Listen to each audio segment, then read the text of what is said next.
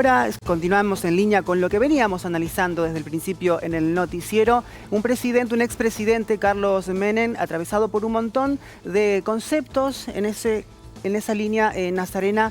Él representó o dejó asentado este concepto del neoliberalismo, ¿no? Ese sello neoliberal que marcó los 90, lo decía Ariel Senosiaín en el comienzo del noticiero. Pero Nazarena, para entender y ponernos en marco, ¿qué engloba todo este concepto de Carlos Saúl Menem, hablando desde el ámbito económico, ¿no? Bueno, a ver, si tuviésemos que hablar de la política neoliberal del expresidente, podríamos resumirlo básicamente en privatizaciones, flexibilización laboral y no industrialización del país, ¿no? De base, como mínimo. A ver, hay que entender que Carlos Menem llega en un contexto de hiperinflación y de crisis social muy fuerte, muy aguda. Bueno, en ese contexto, en su campaña política, una promesa de las más fuertes, si querés, de las más rimbombantes, fue la revolución productiva por un lado y los salariazos, los famosos salariazos. Bueno, eso, en ese contexto en donde la población argentina estaba inmersa, es que Menem, entre otras cosas, por supuesto, llama la atención y es elegido finalmente para poder encarar su primera presidencia. Algo que posteriormente no sucedió.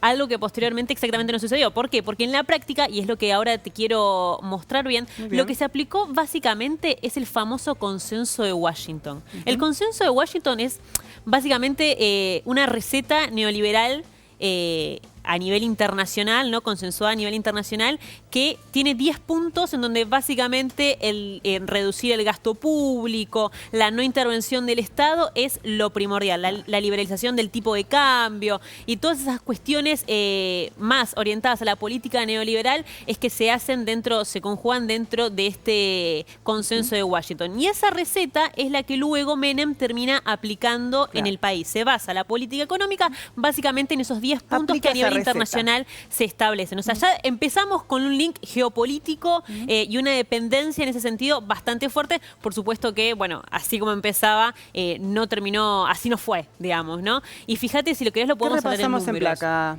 Bien, Nazarena. tenemos los principales indicadores macroeconómicos a destacar, ¿no? Que ahí recién los estábamos mostrando bien. Y acá tenemos los principales puntos, fíjate, ¿no? Bueno, a muchos nos suena muy de cerca esto, ¿eh? Por supuesto. Sobre todo quienes atravesamos esa época. Me imagino que sí. Bueno, por eso la repasamos en este momento, ¿no? Fuerte apertura de importaciones, privatización de empresas, bueno, como te decía recién, desindustrialización, plan de convertibilidad, perdón. A ver, hay algunas frases hablando de privatización, ramal que para, ramal que cierra.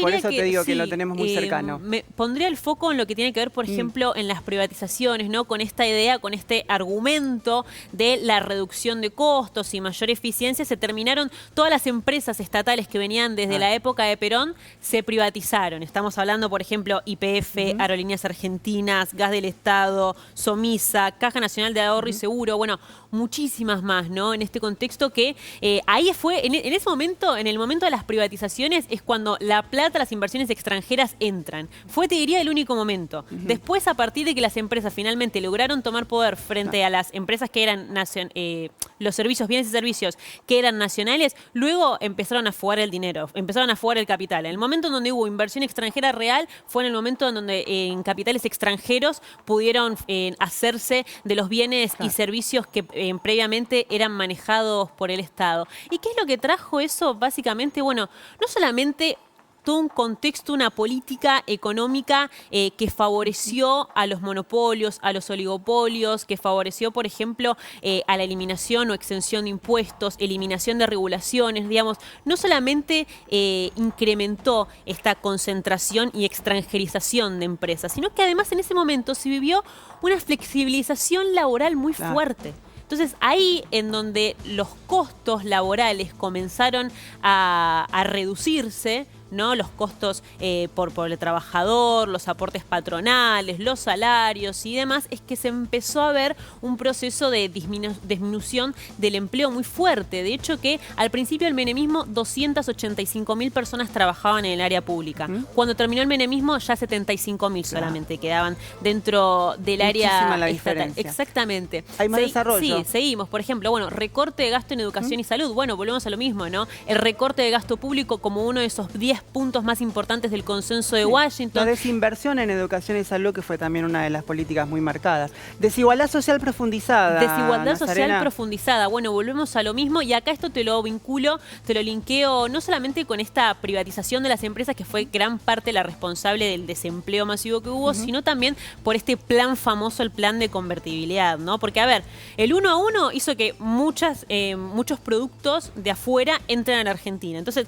lo buenísimo, venía cualquier cosa de cualquier país, genial que pudiéramos comprar, tener en la góndola muchos productos de otros países. Pero eso, como contrapartida, tenía justamente el detrimento de la producción nacional. Entonces, no hay producción nacional, hay cierre de empresas. Hay cierre de empresas, hay falta de empleo. Bueno, entonces, había quienes que con ese 1 a 1 podían viajar a Disney, podían irse a Brasil o cualquier otro lugar, y había quienes estaban terminando cenando codito de pan con mate cocido. La otra Argentina, exactamente. Flexibilización laboral, que lo nombrabas. Lo endeudamiento a decir, ¿no? externo, Nazarena, algo que todavía... El endeudamiento externo, bueno, podríamos hacerlo como una política de continuidad, ¿no? Que todavía sigue vigente en nuestro país y aún estamos intentando arreglar. Esto también se relaciona con el plan de convertibilidad. Claro, porque el plan de convertibilidad en su momento tuvo su beneficio. Ayudó a bajar la inflación, ayudó a estabilizar el tipo de cambio, ayudó incluso al consumo, ¿no? Al hacer esta política del 1 a 1, e incluso en los primeros años se vio un repunte de la actividad productiva del país. Lo que pasa es que para vos mantener el plan de convertibilidad, un peso, un dólar, tienen que ingresar divisas al exterior. Y te vuelvo a decir, cuando las empresas compraron los bienes y servicios estatales, después dejaron de invertir en el país, se fueron. Entonces, ¿qué tuvo que hacer el menemismo? Tuvo que recurrir al endeudamiento para seguir manteniendo esta entrada de dólares al país. Eso también se hizo imposible de mantener en un momento, justamente porque no ingresaban dólares, porque era más lo que se importaba que lo que se exportaba. Bueno, había una serie, ¿no?, de políticas, de malas decisiones políticas que justamente hicieron que no solamente estemos dependiendo del exterior, sino que termináramos en manos básicamente de empresas extranjerizadas, concentradas, muchísimo desempleo y un malestar social muy grande para fines de los 90, ¿no? Muy bien, Nazarena, hasta aquí entonces la descripción de lo que fue la política económica durante la presidencia, los 10 años del expresidente Carlos Menem. Ahora vamos a una